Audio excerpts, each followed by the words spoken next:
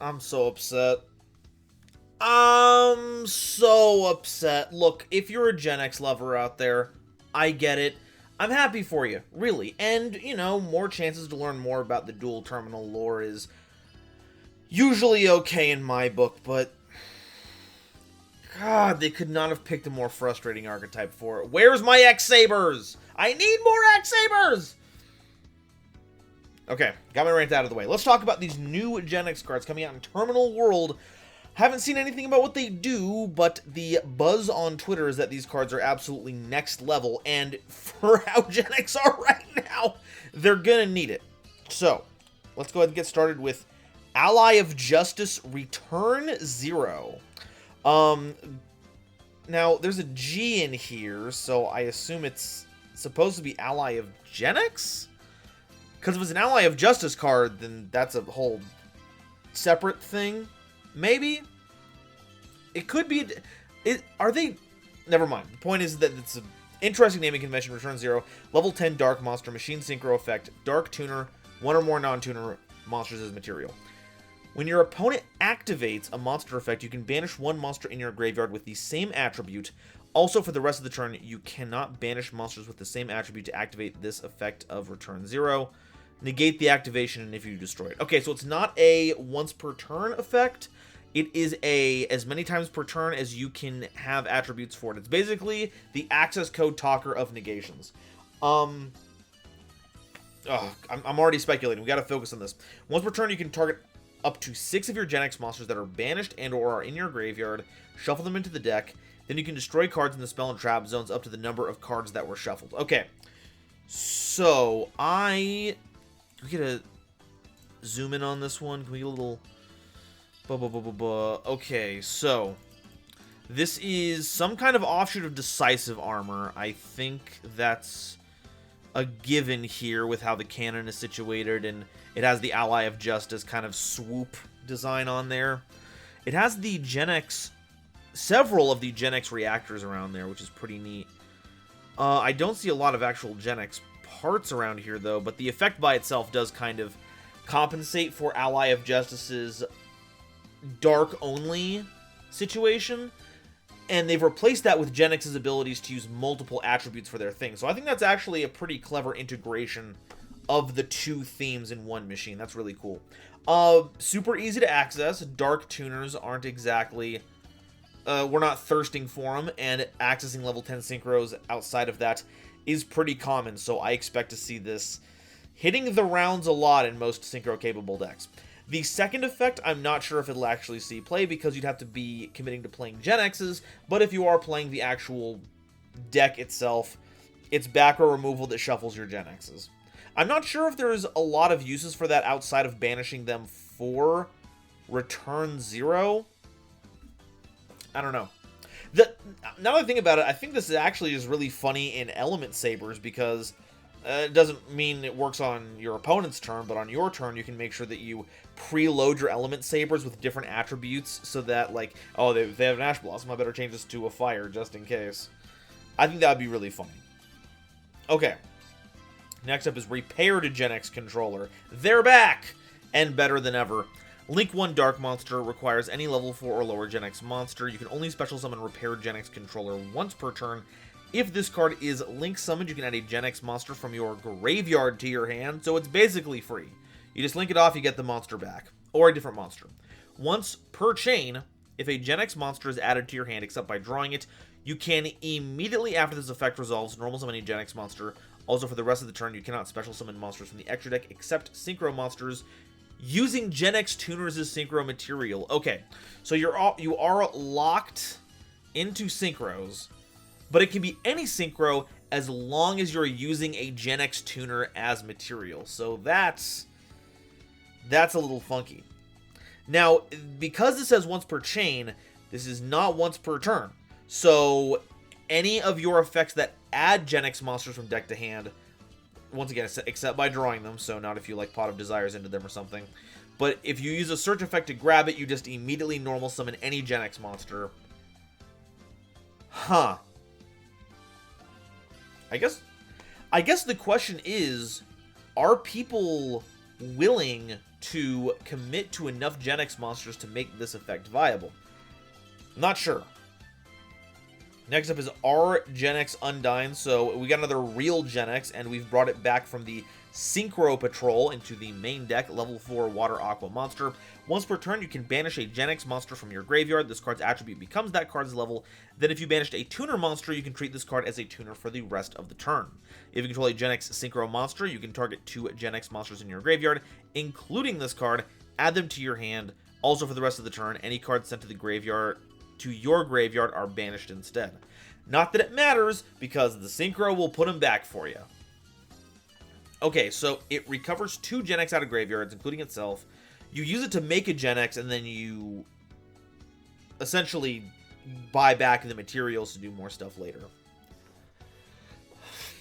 I mean, yeah, it changes attributes, it can become a tuner, but like, okay.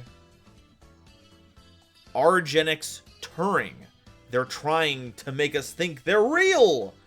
Level 2 Dark Spellcaster Tuner monster. During your opponent's main phase, if you control a Genex monster as a quick effect, you can special summon this card from your hand, then immediately after this effect resolves, you can Synchro summon a Genex Synchro monster.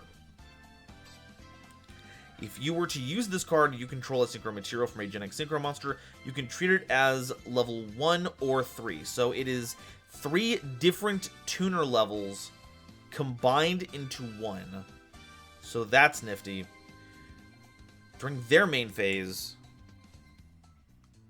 you can special this. So it is a quick sync that turns into any Genex Synchro monster.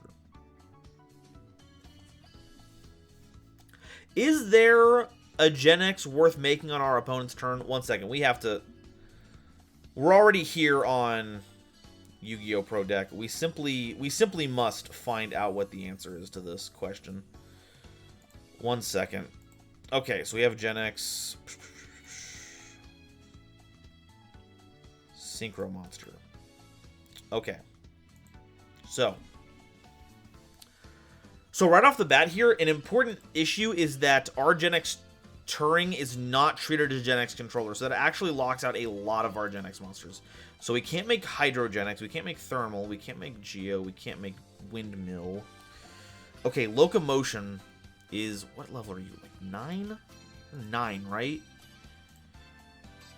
Yeah. When this card is Synchro Summon, take control of the face-up monster your opponent controls at the highest level. That's some interaction. And because it's treated as 1, 2, or 3, this actually pairs with a number of higher-leveled monsters. But they also have to be dark monsters. I guess that's not an issue. Dark is like the best attribute in the game. Vindicate. Your opponent cannot select this card as an attack target. If this card destroys an opponent's monster by battle, you can add a Genex monster. That's a funky target, because if you just have this, your opponent can't attack you at all.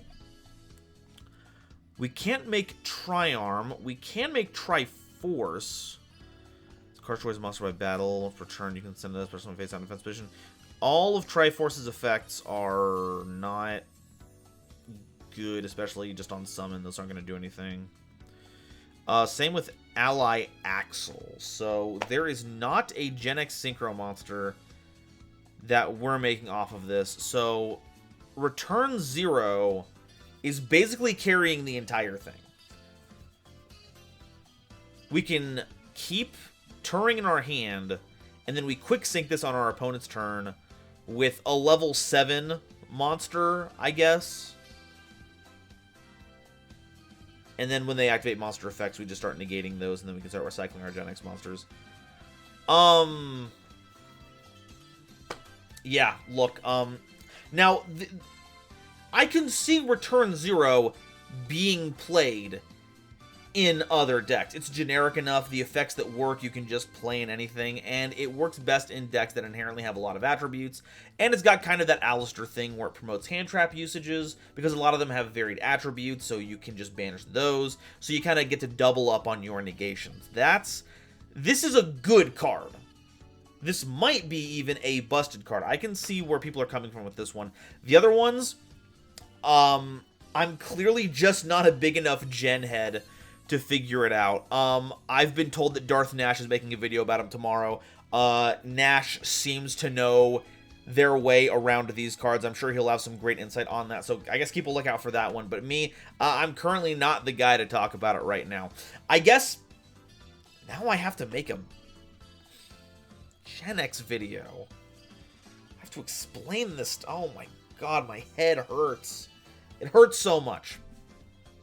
Alright, well, folks, I guess now is your time. Go to the comments, let me know, show me, enlighten me on all the ways that these cards make Genex even a little bit playable nowadays. I'm sure I'm missing something, and it'll really help me out down the line. So thank you all so much for stopping by. Take it easy, have a good night, and I will see you next time when it looks like, from the pack, they might be revealing Ritual Beast support? Or Gustos. It's one of those. Anyway, thank you all so much. See you next time. Bye-bye. Today's episode was brought to you in part by Dragon Shield. When you want to protect your cards with the power of dragon scales, get some sweet lore for them, and support the channel, check out my link in the description to get started. Today's episode is also brought to you by my lovely patrons, including this month's illustrious Quasar Commander Frankie, Nebula Navigator's 3rd Dynasty, Ada Basilisk, Adam Zajdel, Andrew Newman, Kane Senpai, Chibi Gohan, Christopher Fuss, Clockswork, Danny Bound, Dark Dragon X830, Eric, Aaron the World Breaker, Garland Chaos, Genesis Yu-Gi-Oh!, Green Knight, Great Big Pillock, Hairbear, Harry the Ominous Benefactor, Howling Zangetsu, Hydrocraft 135, Iron Zero, Iskander 711, Mana Charge, Marion James E. Picata, Mega Combi, Millennia Asta, Molly Renata, Nathan Vig, Natiel Lee Alexander, Orozco 09096, Panther J, Rebel King Lucifer, RJ the Jank Monarch, Sammy Haim, Sir Knight JCB, Skybuster Leo, The Wizard Moose, URTV 667 and Xander Wolfensberger, Cosmic Crusaders Almento 5010, A Random Pup, Ariel Kersey, Beluga Masta, Blue Gem, Chaz Ghost, Corbinisms, Drachenwald, Drake and SpongeBob be like you used to call me on your cell phone, Dripfed Tar, Eki Bullock, Emily, Eva Padilla, Hike Boyagian, Herbal D, Inblink, Jester Designs, Kale the Dragon, Carp, Kendall Wishmeyer, Kevon Public, King Scarlet Yu-Gi-Oh!, Lemon Yu-Gi-Oh!, Lord Whoop-De-Doo, Manga Pages, Matt Simmons, Michael Shimabukuro, Nitromo, Shizuki Nijimura, Sophie, apparently, Stephen Williamson, Taylor Seymour, The Legendary Raven, Tucker Ordorn, Venusian Teapot, and Zaldreka, as well as the lovely Starlight Explorers you see on screen now. If you'd like to help me in my quest to cover all of Yu-Gi-Oh's archetypes, watch my videos early, participate in monthly custom card reviews, and be a part of these credits, I'd very much appreciate it if you checked out my link in the description and considered joining, as every pledge helps make the channel that much better and helps make all this a little more stable.